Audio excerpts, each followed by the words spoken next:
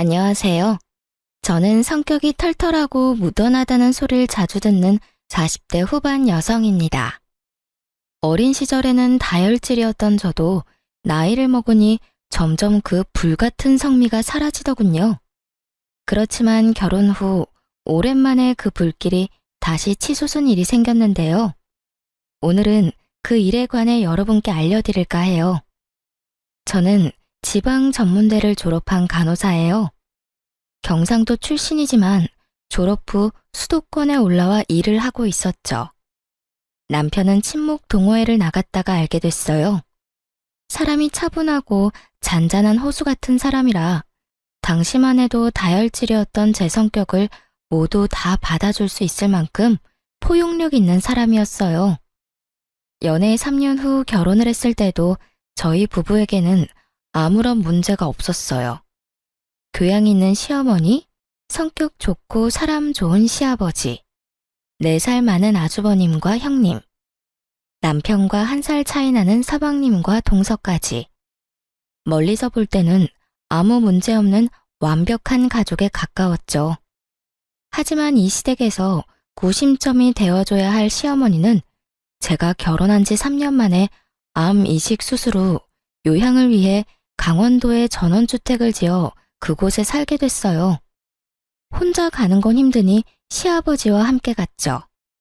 그렇게 시부모가 사라지니 그들의 본성이 드러나더군요.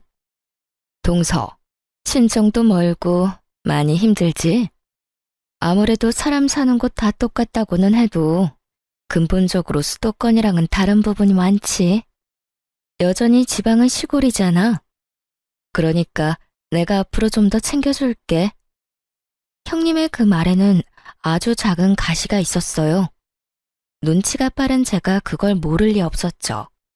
딱 들어봐도 밑에 지방과 시골에 대한 멸시가 바탕에 깔려 있잖아요.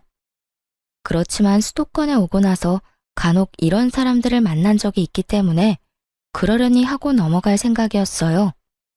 이런 거 하나하나 대응하느니 그냥 쓰레기는 쓰레기로 두는 게 속 편하거든요. 네, 고마워요, 형님.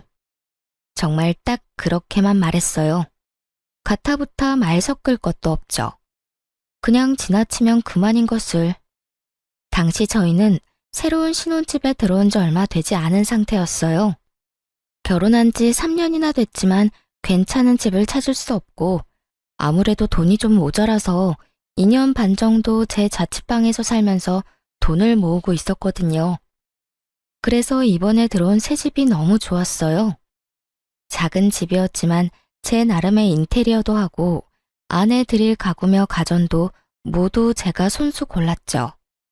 그런데 형님이 저희 이사 소식을 알고는 도와주겠다며 이것저것 챙겨주기 시작하더군요. 처음에는 커피 머신이었고 그 다음은 에어프라이어였어요. 솔직히 챙겨준 것들 모두 중고였고 그다지 필요 없는 물건들이었지만 억지로 가져다 안겨주는 그 물건들을 안 된다고 도로 돌려보낼 수 없었어요. 솔직히 그 사람 평소 행실이야 어떻든 챙겨주고자 한 건 아주버님 생각이었을 수도 있으니까요.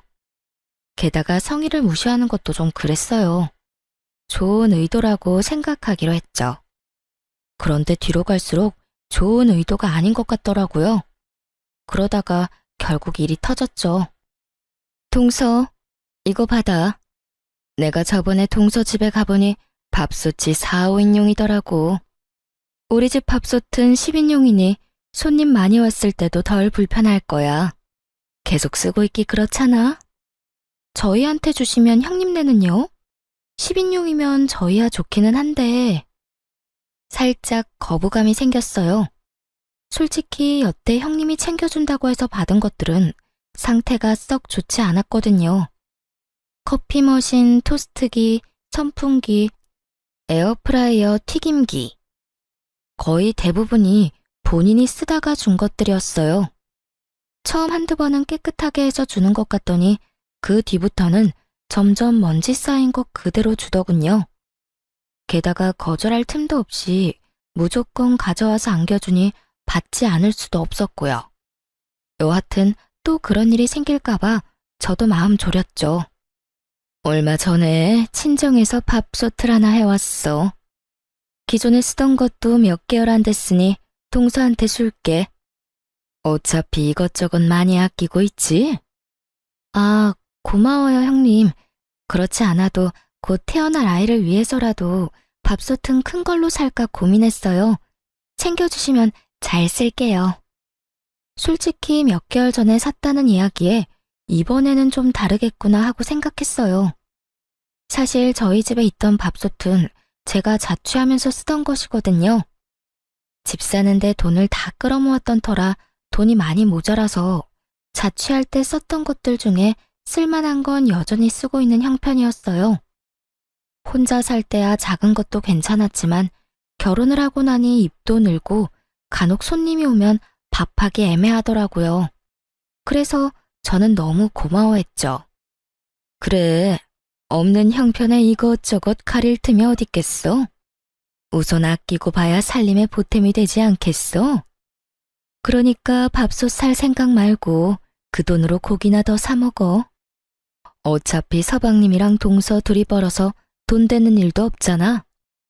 뭐 지방에서야 둘이 번 정도면 잘 먹고 잘 살 수 있었을 텐데 여기는 좀 다르지. 그 정도 월급 누구 코에 붙여? 그러니까 아끼고 살아. 내가 이렇게 도와주잖아. 피식 웃으며 꺼내는 형님의 말에 묘하게 기분이 더러웠어요. 하지만 이번만은 버리지도 못하고 저희 집 구석에 쌓인 형님이 준 물건과는 다를 거라는 생각이 들었죠. 그렇게 고마움의 인사를 전하고 집에 돌아왔어요. 그날은 바빠서 열어보지도 못하고 잤어요. 다음 날이 남편 강원도 가는 날이었거든요. 저는 당직이 있어서 가지 못하고 남편 집만 싸줬어요. 하룻밤 자고 온다고 했거든요. 당직을 서고 집에 오니 남편은 이미 강원도로 떠났더군요.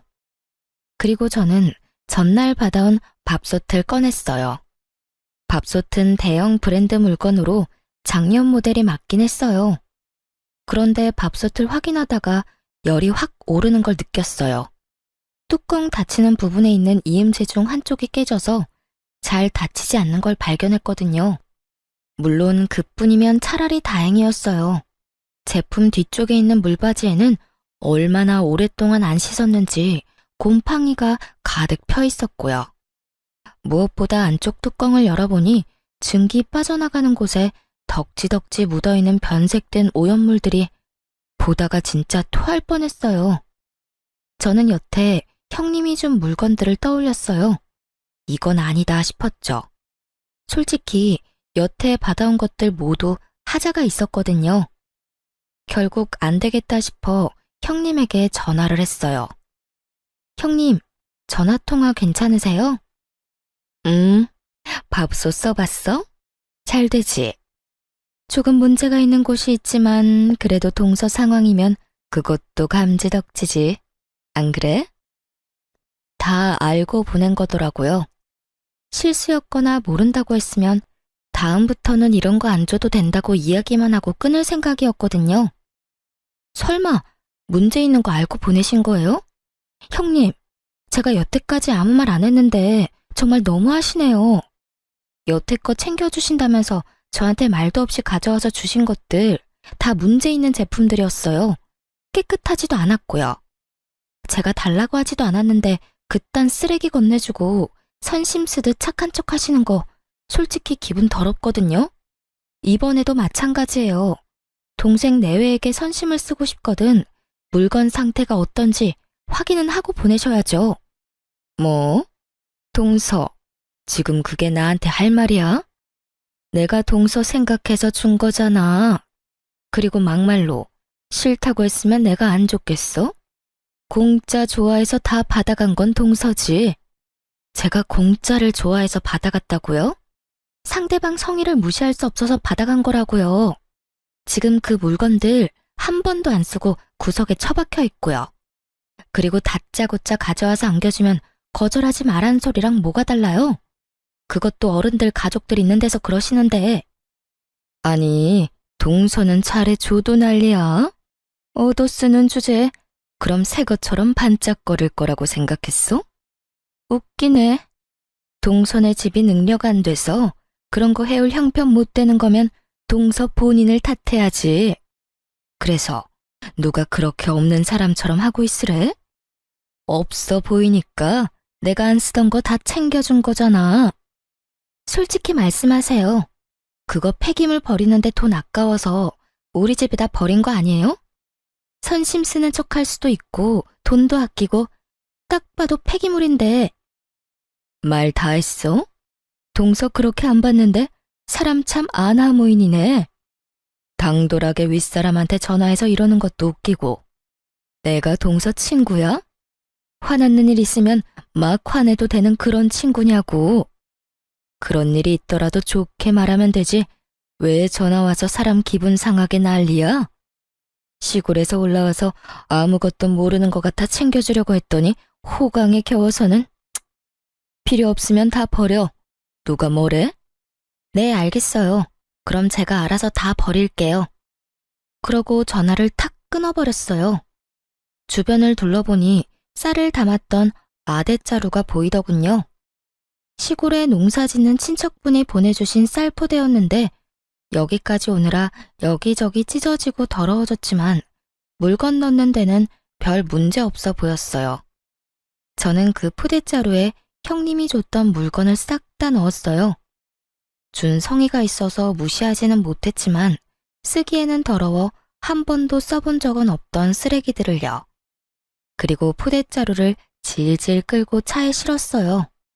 버려달라니 그 말 그대로 해줄 생각이었어요. 하지만 제 집은 아니었죠. 저는 형님 집으로 차 타고 열심히 달렸어요. 그리고 꽤 오래전에 형님이 알려준 아파트 현관 비번을 눌렀죠. 바뀌지 않았던 건지 열리더군요. 그리고 엘리베이터를 타고 올라가 형님 집 문 앞에 그 포대자루를 놔두고 나왔어요. 제 것도 아니고 사용한 적도 없는데 왜 제가 제 돈 주고 버려야 하나요? 버려달라는 사람이 버려야죠. 그렇게 집에 와서 개운한 마음으로 쉬는데 아주버님에게서 전화가 왔어요. 네, 아주버님. 어쩐 일이세요? 그 일한 강원도 가신다고 들었는데요. 아니, 재수씨. 한 가지만 물어보려고 전화했어요. 혹시 우리 와이프가 재수씨한테 준 물건들 상태 확인된 거 사진 있습니까? 아, 그거요? 그럼요, 있죠. 전부 다 사진은 찍어놨어요. 혹시라도 나중에 버렸을 때 왜 버렸냐고 화내시면 들려드릴 말은 있어야 하잖아요. 그렇게 이야기하는데 아주버님 목소리 뒤로 엄청 시끄러운 소리가 들리더군요. 형님의 목소리였어요. 혹시 형님이랑 같이 계세요? 아니요, 그게 아니라 강원도인데 우리 와이프가 동생한테 전화해서 화내는 바람에. 어떤 상황인지 대충 감이 왔어요. 제가 반품한 쓰레기를 확인하고 형님이 저희 남편에게 전화해서 생난리를 치고 있더군요. 게다가 그 목소리는 남편의 스피커폰을 통해 시부, 시모, 아주버님이 계신 그 자리에 모조리 다 흘러들어갔고요. 남편이 말할 틈도 주지 않고 오디오를 꽉꽉 채우는 형님을 보며 자기 무덤 열심히 파고 있구나 하는 생각이 들었어요. 속으로 진짜 고소했거든요. 교양 있는 척, 착한 척, 사람 지방 출신이라고 돌려가는 형님이 곧 망가질 생각을 하니까요. 역시나 그때 제가 보낸 사진을 본 것인지 시모 목소리가 들렸어요. 아니, 밥솥 상태가 이게 뭐냐? 아, 그게 말이에요. 저희가 사용하던 걸 급하게 주느라. 애미야, 너희가 동생 챙겨주는 거 뭐라 하는 거 아니다. 다만 챙겨줄 거면 욕 얻어먹을 짓은 하지 말아야지. 누가 보면 쓰레기를 갖다 준 거라고 생각하지 않겠니? 아무리 선의로 한 일이라도 이런 물건을 가져다 주면 아무도 감사하지 않을 거다. 도대체 첫째는 무슨 생각으로 이걸 둘째한테 갖다 준 거냐? 시모의 말에 아주버님도 당황한 것 같더군요. 시모는 본래 조용하고 차분한 성격인데 첫째 형님의 행동에 경악하신 듯 했어요. 적어도 시모의 상식선에서는 일어날 수 없는 일인 듯 보였죠. 저는 시모의 말 덕분에 마음이 좀 놓였어요. 저와 비슷하게 생각하는 사람이 있었으니까요. 결국 시모의 비난의 말을 견디지 못한 아주버님이 남편의 전화기를 가로채 빽 소리를 질렀어요. 이 옆에 내가 뭘 잘났다고 소리를 질러? 밥솥 상태를 보니 당신이 잘못한 게 확실해 보이는구먼. 도대체 집에서 하는 일이 뭐야? 당신까지 왜 그래요? 없이 사는 둘째 서방님 도와주는 게 뭐가 문제예요? 당신도 쓸데없이 자리만 차지하는 물건 처분할 수 있다고 좋아할 때는 언제고? 내가 언제 그런 말을 했어? 발뺌할 거예요? 그만! 지금 여기가 어딘 줄 알고 언성을 높여? 지금 어머니 아버지 이 전화 다 듣고 계시거든? 말 좀 예쁘게 해. 지금 하고 있는 이야기가 모두 시부모 귀에 들어갔다는 걸 알자마자 형님은 급격하게 아무런 말도 하지 않았어요. 아니, 아예 입을 다물었죠. 성질 좀 죽여. 내가 봐도 밥솥은 너무했어. 다른 것들도 많이 낡았고. 당신이 좋은 일 한다기에 내가 말리지 않았지만 신경 안 썼다고 이런 식으로 하면 안 되지. 앞으로 절대 이런 일 없도록 해. 그러고 남편 전화가 끊긴 모양이었어요. 그리고 아주버님이 저한테 말하더군요. 재수씨, 내가 신경 못 써서 미안해. 우리 와이프도 나쁜 뜻으로 그런 거 아닌 거 알지? 내가 따끔하게 혼내놨으니 다음부터는 안 그럴 거야. 아주버님이 제게 사과하며 전화가 끊어졌어요. 나중에 집에 돌아온 남편에게 물으니 제가 들은 것보다 더 대단했다고 하더군요. 전화하자마자 서방님 어쩌면 이럴 수 있냐? 동서가 해도 너무하지 않냐? 그렇다고 쓰레기를 우리 집 앞에 버리면 어쩌냐 해서 스피커폰으로 돌린 거래요. 흠, 쓰레기를 우리한테 버린 건 생각도 안 하고 지금 당신한테 화낸 거야? 형님도 진짜 너무하시네. 나랑 싸웠으면 나랑 끝을 내야지. 왜 당신한테 전화를 해? 내가 쉬워 보였겠지. 형님이랑 같이 강원도 가는 거 깜빡하신 모양이더라. 알고 있었으면 나한테 그런 소리 했을까 싶어. 미안해. 괜히 당신 기분 나쁜 소리 듣게 만들었네. 당신이 사과할 게 뭐가 있어. 이게 다 우리가 너무 좋게만 생각해서 그런 거지. 앞으로는 그런 거 준다고 해도 받지 말자. 우리가 달라고 한 것도 아니고. 그런 걸 주고도 상대방이 감사해야 할 거라는 생각은 도대체 어떤 머리에서 나오는 건지 모르겠네. 남편도 저도 공감하는 말이었어요. 그렇게 그 뒤로 저희 가족과 형님네 가족은 그런 일로 싸울 일은 없게 됐죠. 쓰레기는 자기들이 돈 내고 버려야죠. 왜 남의 집에 쓰레기를 버리나요?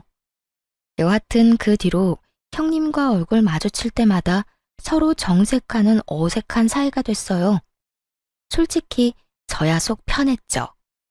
매번 지방 시골 이야기하면서 사람 까는 말 듣고 있는 것도 하루 이틀 일이지 이젠 그 말 안 들어서 좋더라고요.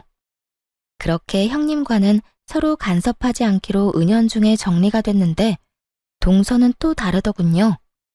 동서는 수도권에 있는 좋은 대학을 나와서 대기업에 취직한 재원이었어요.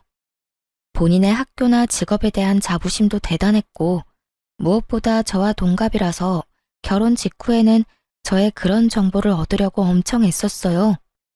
둘째 형님은 대학교 어디 나오셨어요? 저희 친정에서 학교 다녔어요. 어차피 전문직이라 기본만 배우고 실습이나 경력을 어디서 쌓느냐에 따라 또 다르거든요. 병원도 요새는 세분화돼서 잘 나뉘어져 있어서. 그렇게 생각하시면 안 되죠. 그래도 학벌과 지연이 얼마나 중요하고 많은 부분을 차지하는데. 그렇지 않아도 저희 회사 지잡대 나온 직원 한 명 있거든요. 우리가 하는 대화에 끼지도 못하고 무슨 말인지 알아듣지도 못해요. 게다가 묘하게 눈치도 없어서 상황 파악도 못하거든요. 뭐 지잡대 나왔다고 다 그런 건 아니겠지만 대부분은 그런 사람들이니까요. 동서의 말을 듣는 내내 표정 관리하기 어려웠어요. 솔직히 지방에서 대학 나온들 뭐 그런 사람들은 외계에서 왔나요? 지금 당장 지나다니는 사람 중에 지방대 출신인 사람 골라보라고 해도 못 고를 게 분명해 보이는 동서의 쓸데없는 아는 척에 저는 동조해주기도 싫어서 대답도 안 했죠. 그런데 갑자기 그러더라고요. 그러고 보니 형님도 경상도 출신이었죠. 그 사람도 그렇던데.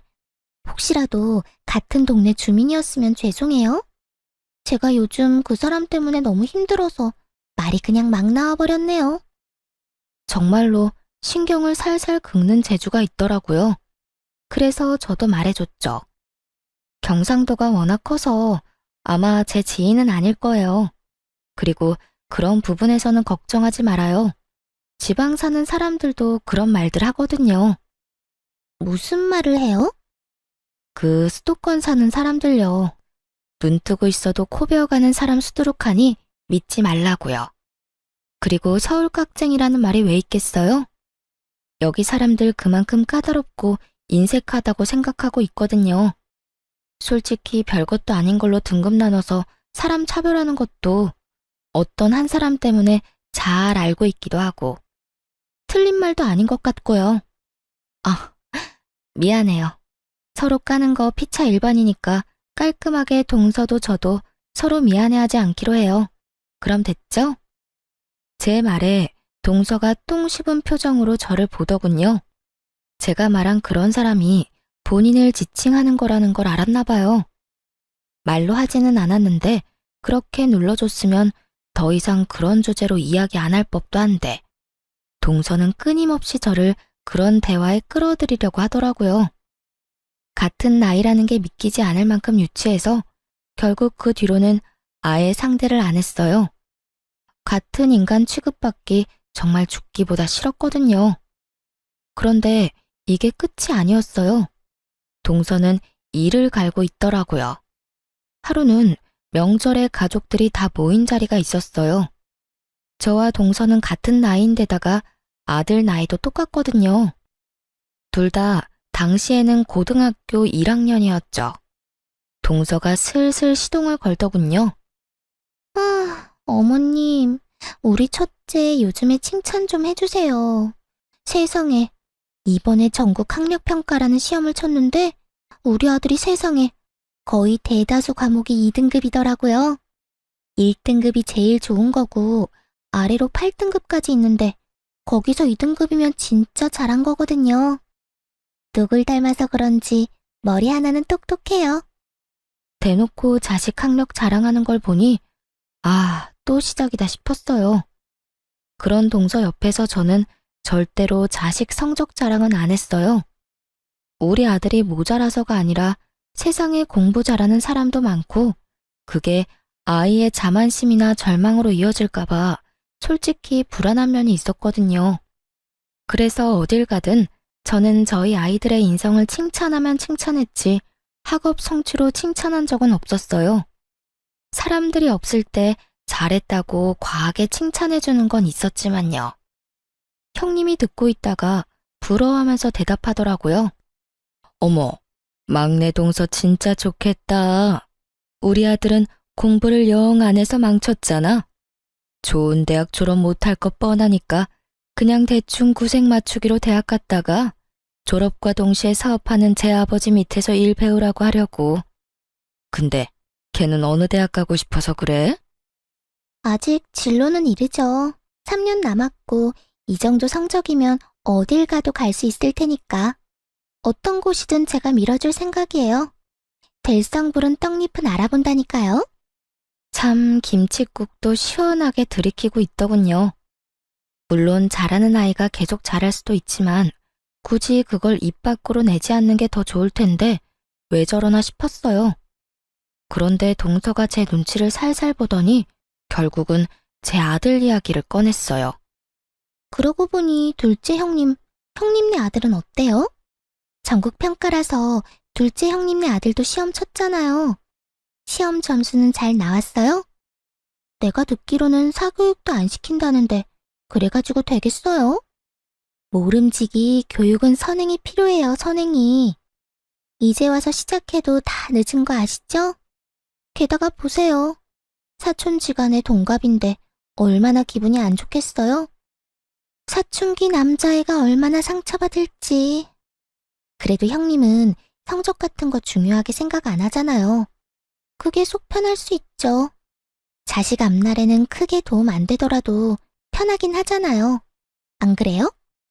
정말 몰상식하고 속 끓는 소리 하는 데는 1인자더군요.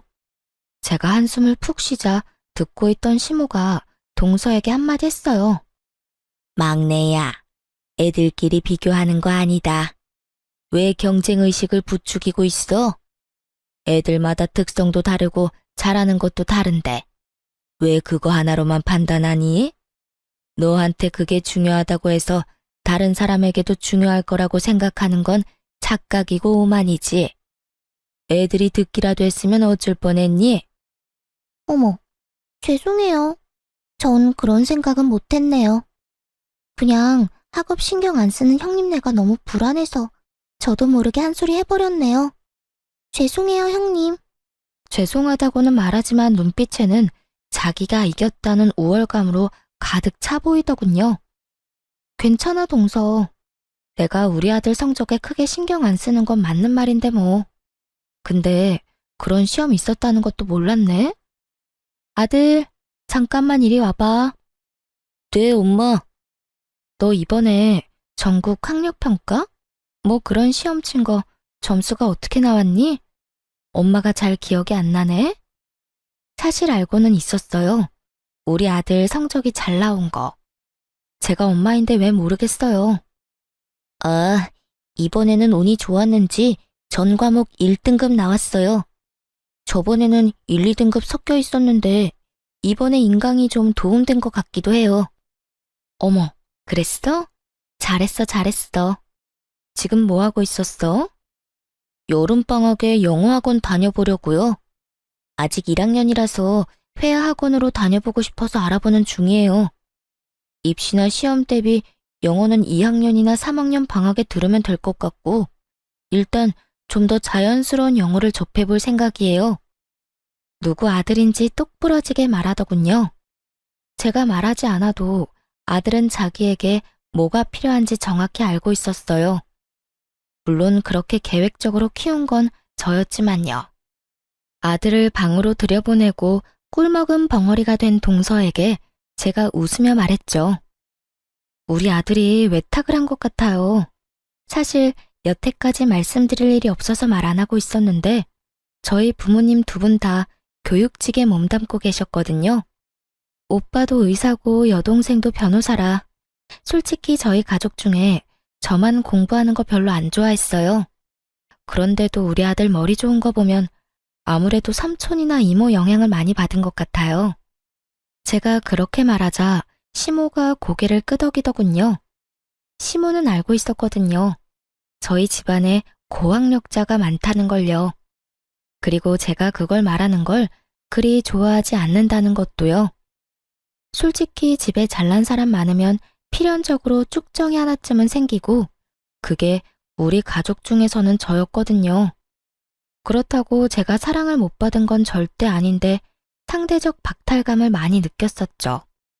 그리고 아들이 커감에 따라 그 박탈감을 많이 회복했고요. 아들이 잘 되니 제가 잘 되는 것처럼 마음이 편안해졌으니까요. 어쨌든 자기 아들과 동갑인 제 아들이 실력이 더 좋다는 걸 알고 난 뒤 동서는 그 뒤로 학업과 관련된 이야기는 전혀 하지 않았어요. 세상에는 뛰는 놈 위에 나는 놈 있다는 걸 손수 몸으로 겪었잖아요.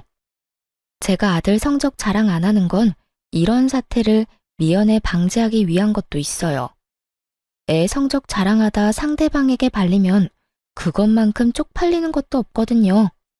그것도 본인이 먼저 도발했다고 친다면 말이죠. 그렇게 저는 저와 맞지 않은 두 사람을 저와 멀리 떨어뜨리는 데 성공했어요. 남편과 헤어질 수는 없으니 그 사람들을 최대한 멀리하는 것 말고는 저의 내적 평화를 유지할 방법은 없었죠. 뭐 그건 그거대로 나쁘지는 않았어요. 명절, 부모님 생신 이런 때 제외하고는 거의 만날 일이 없으니까요. 그런데 어느 날 시부가 쓰러졌다는 연락을 받게 됐어요. 아파서 강원도에서 요양을 하고 있는 건 시모였는데 갑작스레 시부가 쓰러진 거죠. 뇌경색이었고 다행히 장보러 시내에 나와 있던 터라 일찍 발견돼서 병원으로 갈 수 있었어요. 다행이었죠. 최대한 골든타임은 지켰으니까요. 하지만 강원도에는 시모와 시부뿐이었고 시부가 다치니 요양 중인 시모가 시부의 간병을 해야 했어요.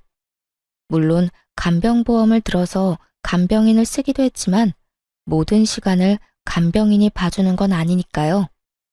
게다가 좀 더 전문적인 치료를 위해서 시모는 서울로 시부를 옮기고 싶어 했어요.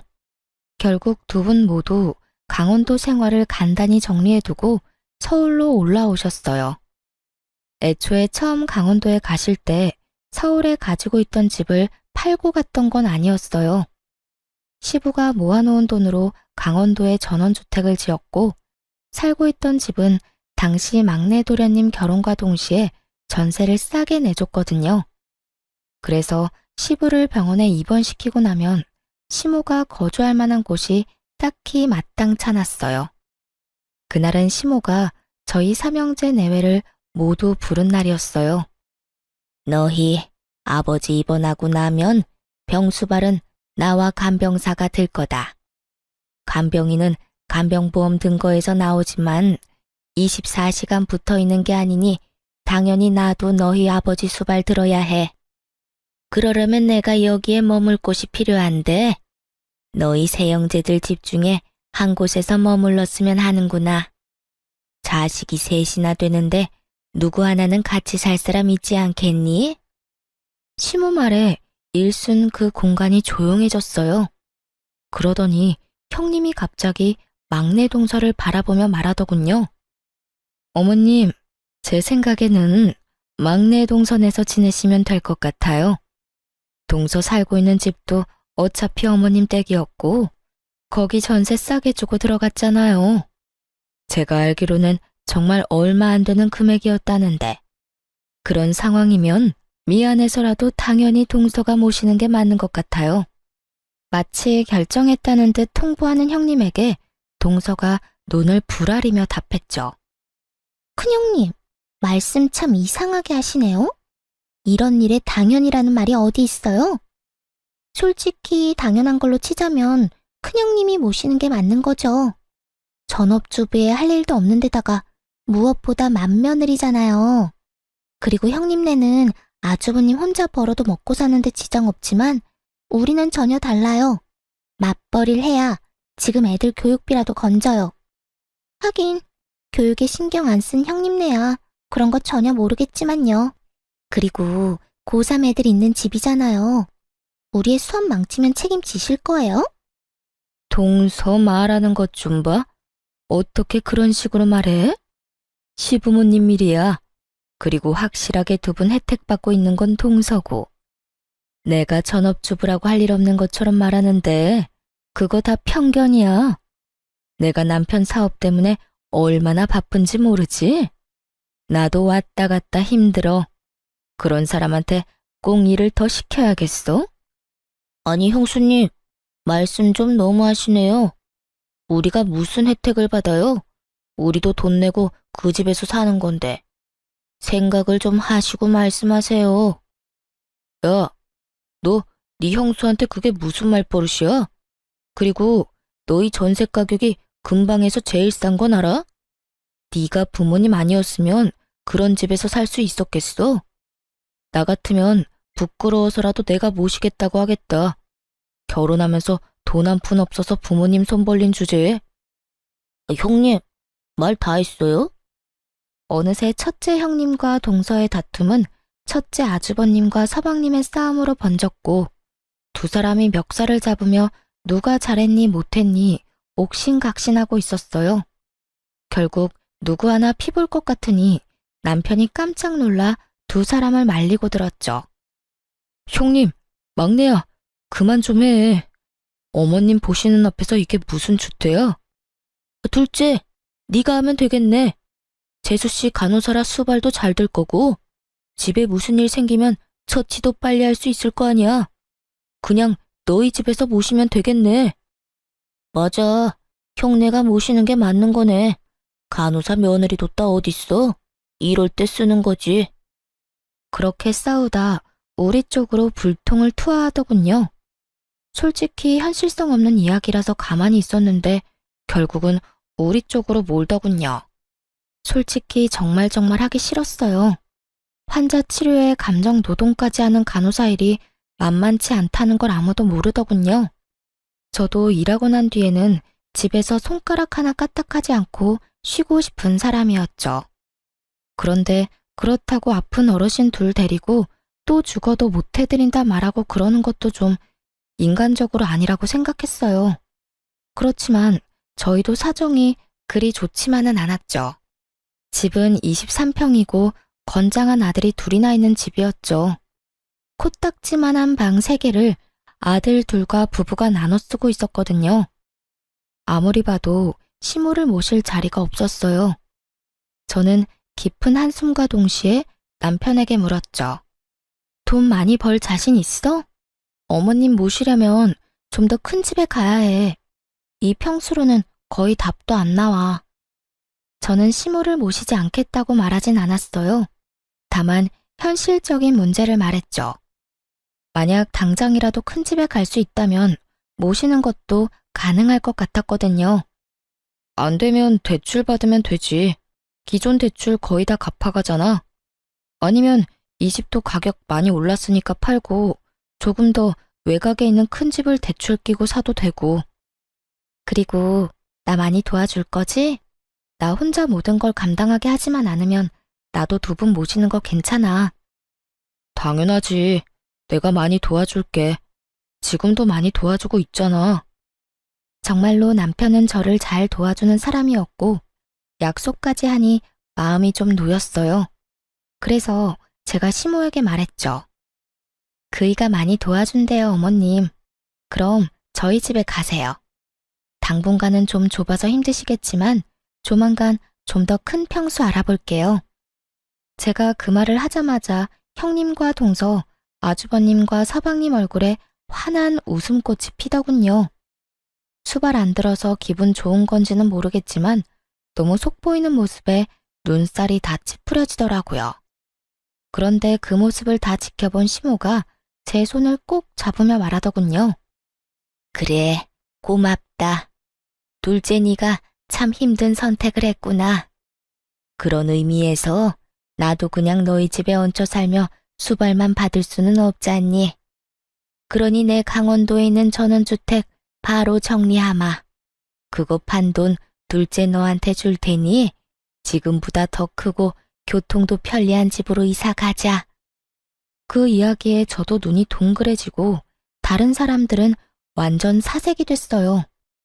시모가 살고 있던 전원주택 가격이 거의 10억이 넘어갔거든요. 고급 전원주택의 2층 집, 대지도 넓어서 가격이 못해도 10억쯤 나온다고 했거든요. 저는 슬쩍 형님과 동서의 얼굴을 살폈는데 순간 웃겨서 뿜을 뻔했어요. 두 사람 얼굴이 완전 똥 씹은 얼굴이 됐더라고요. 10억이나 되는 돈을 빌려주는 것도 아니고 준다고 하니 배가 아플 만도 하죠.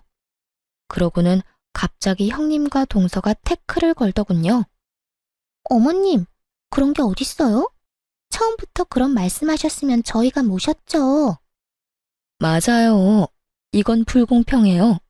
제가 맏며느리니까 제가 모실게요. 그게 당연하다고 생각해요. 당연은 무슨 당연이에요? 큰형님, 아까 저한테 뭐라고 하셨죠? 제가 부모님 혜택 받고 있으니까 제가 모셔야 한다면서요. 제가 모실게요. 그러니까 어머님, 저희 집으로 오세요. 정말 속안이 투명하게 비칠 만큼 날 것 그대로의 속보이는 반응이었어요. 서로 자기가 하겠다고 우기더니 갑자기 둘이서 또 저를 공격하더군요. 얌전한 고양이 부뚜막에 먼저 올라간다더니 이것 봐요. 얌전하게 생겨서 어머님 돈 때문에 수발든다고 한 거니까 거기에 속지 마세요. 네, 큰형님 말이 맞아요. 어머님이 이렇게 교양 있으신데 저런 지방대 출신에 교양 없는 지방 사람이랑 같이 있으면 어머님한테 도리어 안 좋아요. 둘째 형님, 돈 욕심 낼 생각 말고 어머님 저희한테 맡기세요. 아시겠어요?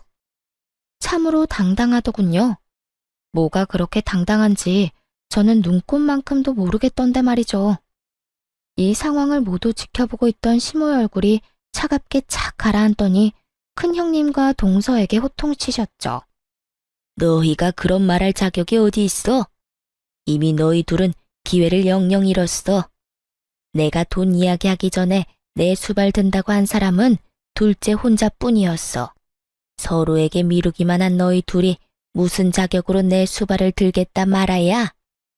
이미 내가 둘째를 골랐다고 하지 않았어? 어머님, 그렇지만 돈 10억이 애들 이름도 아니고 이런 식으로 하나들한테 다 주시는 것도 형평성에 어긋나고요. 형평성? 100세 시대에 병들고 늙은 시부모 언제 죽을지도 모르는데 같이 모시고 살겠다고 한 사람한테 돈 10억 주는 게 뭐가 그렇게 형평성에 어긋나? 그리고 두 사람이 원하지 않았잖아.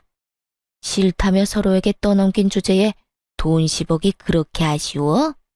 그 돈 노동비야. 내가 주는 월세이기도 하고. 일찍 죽으면 또 모를까. 오래 산다면 짐밖에 안 되는 늙은이 잘 봐달라는 뇌물이기도 하고. 그런 돈을 왜 날 돌보지도 않은 너희들한테 나눠야 해? 미리 경고하는데 이번 일 그냥 지나가지는 않는다. 앞으로 있을 유산 상속, 증여, 유언장 작성에 큰 영향을 줄 거니까 알고나 있어. 유산과 증여라는 말이 나오자 이번에는 아주버님과 서방님 얼굴이 사색이 됐어요. 여보, 그만해. 어머님 앞에서 이게 무슨 짓이야? 제발 처신 좀 똑바로 하라고. 당신도 제발 나대지 좀 마. 어머니가 어련히 알아서 잘하시려고 어서 둘째 형수님한테 사과해. 당신도 어서 사과해. 둘째 재수씨가 어머님 모신다잖아. 고맙다고 인사하고. 두 남편이 다그치자 결국 형님과 동서는 하기 싫은 표정이 역력한 채로 제게 사과의 말을 꺼냈어요. 강요로 점철된 들으나 마나한 사과를 듣고 저도 괜찮다고 말해줬어요. 이날 이후로 저는 시모가 전원주택 팔아서 마련한 돈과 대출을 좀 껴서 더 큰 집으로 이사가게 됐어요.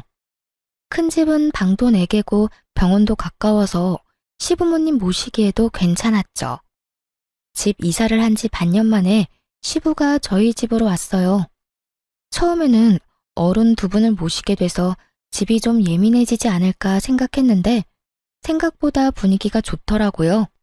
서로의 영역도 터치를 안 하니 그것도 좋았고요. 제가 바빠서 못하는 부분을 어머님은 잔소리 없이 해주셨어요. 원래 그런 분이시거든요. 차분하고 이해심 넓은 진짜 어른 같은 어른이요. 저도 항상 죄송해서 말씀드리면 돈 벌면서 육아도 잘하고 집안일까지 잘하는 완벽한 사람은 없다고 말해주셨어요. 어찌나 고마운 말씀인지. 보통 시모들은 무조건 완벽을 원하잖아요. 하지만 우리 시어머니는 그런 완벽보다는 노력을 더 좋아하셨어요. 그래서 분위기가 더 좋았던 건지도 모르죠. 태어난 시부는 병으로 좀 어눌해지고 몸 상태가 좀 나빠지기는 하셨지만 특유의 쾌활한 성격은 여전하시더군요. 저랑 개그 코드나 식성이 잘 맞는 것도 좋지만 둘째와 죽이 잘 맞으시더라고요. 같이 게임 같은 것도 하고 산책도 같이 나가는 거 보니 너무 좋았어요. 애들이 남들과 함께 살아가는 법을 배우고 있는 것 같아 조금 뿌듯하게 느끼기도 했고요. 그런데 그렇게 화목한 저희 집도 찬 기운이 풀풀 날릴 때가 있긴 했어요. 바로 아주버님과 서방님 부부가 방문하는 날이요. 항상 올 때마다 시부모님에게 그 말을 꺼내거든요. 어머니, 언제까지 둘째 집에 있을 겁니까? 이제 저희 집도 준비가 됐어요. 와이프한테 사업 맡길 일도 없고 이미 자식들도 모두 독립해서 집도 널널하고 좋습니다. 그러니 이제 그만 저희 집으로 오세요. 그러지 말고 저희 집은 어떠세요? 구관이 명관이라고 옛날 살던 집이 좋고 근처에 어머니 아는 분들도 많잖아요. 저희도 첫째 대학 들어가서 둘째만 남았거든요. 걔는 공부 못해서 신경 안 써도 되니 두 분한테 모든 신경 쏟을 수 있어요. 그러니 저희 집으로 오시면 돼요. 일 없다. 내가 너희들 집에 왜 가? 여기가 이렇게 내 집 같고 좋은데. 늙은이한테 또 새로운 환경에 맞춰 살라는 말이냐? 노인 공경도 몰라. 어머님, 그렇지만 이러면 안 되죠. 이런 식이면 대놓고 차별하시는 거랑 뭐가 달라요? 그 말이 맞아요, 어머님. 저희들한테도 기회는 한번 주셔야죠. 그래야 잘 모실 수 있는지 없는지를 알 수 있잖아요. 너희는 여태 니들이 둘째한테 한 건 생각 안 하지? 내가 그걸 다 봤어. 첫째, 네가 둘째 지방에서 올라왔다고 깔보고 무시하는 거 1년에 몇 번 만나지 않은 나라도 알 정도로 노골적이고 지저분한 일이었어. 그리고 막내, 네가 둘째 출신 때문에 한 소리 하는 거 그것도 얼마나 꼴불견인지 아니? 둘 다 어쩜 이렇게 괘씸한 짓만 골라서 하는지. 결국 그렇게 화를 내신 시모가 아주버님을 쳐다보며 한마디 툭 던지셨어요. 너는 아버지한테서 빌려간 사업자금 언제 갚을 거니? 너희 집에 오라고 설득하기 전에 빌려간 돈부터 갚을 생각을 해야지. 그러자 아주버님과 큰형님이 합주기가 됐어요. 입이 있는들 무슨 말을 하겠어요? 아주버님이 시부에게 빌려간 돈이 1억을 넘었으니까요. 아주버님을 쫓아낸 시모가 이번에는 서방님을 보며 말했어요.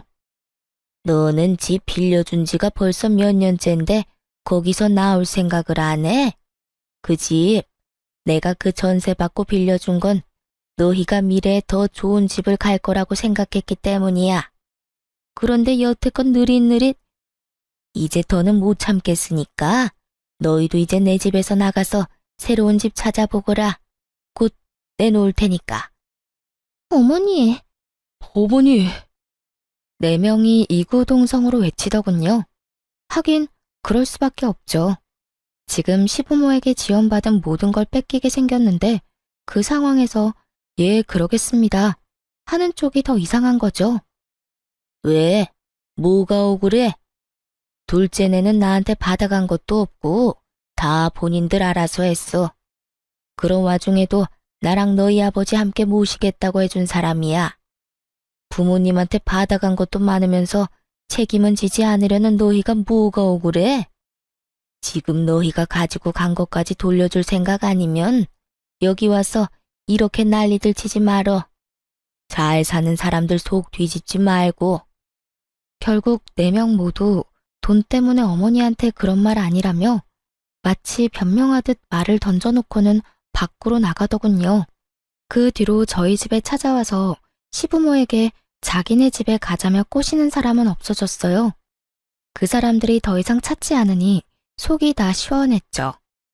그러게 처음부터 남한테 맡길 생각으로 남한테 미루기 전에 상황 파악을 잘했더라면 그 누구가 됐든 우리보다는 더 좋은 조건으로 이제 와서 후회하고 매달리는 일은 없었을 거예요. 그저 눈앞에 귀찮은 일만 치워보자고 남한테 미루다가 결국은 알짜배기도 모두 뺏기고 본인들 것이라 생각한 것도 뺏기게 생겼으니 말이죠. 저는 처음에 형님과 동서가 저를 차별하거나 괴롭힐 때 시모가 너무 지켜보고만 있으신 거 아닌가 하는 생각을 할 때가 있었거든요. 보고도 못 본 채 하고 있는 것처럼 말이죠. 하지만 이번 일로 깨달았죠. 안 보이는 것 같아도 다 보이는 법이고 평소 행실대로 걷어가는 거라고 말이죠. 저를 출신이나 학력으로 차별하는 사람들은 저희 가족들 중에는 없어요. 그런 이야기 꺼낼 때마다 시모와 시부께서 기함을 하시니 아무도 그런 이야기를 못 꺼내죠. 오늘 제가 들려드린 사연 즐겁게 보셨나요? 긴 글 읽어주셔서 감사하고 오늘도 즐거운 하루 되시길 바랍니다.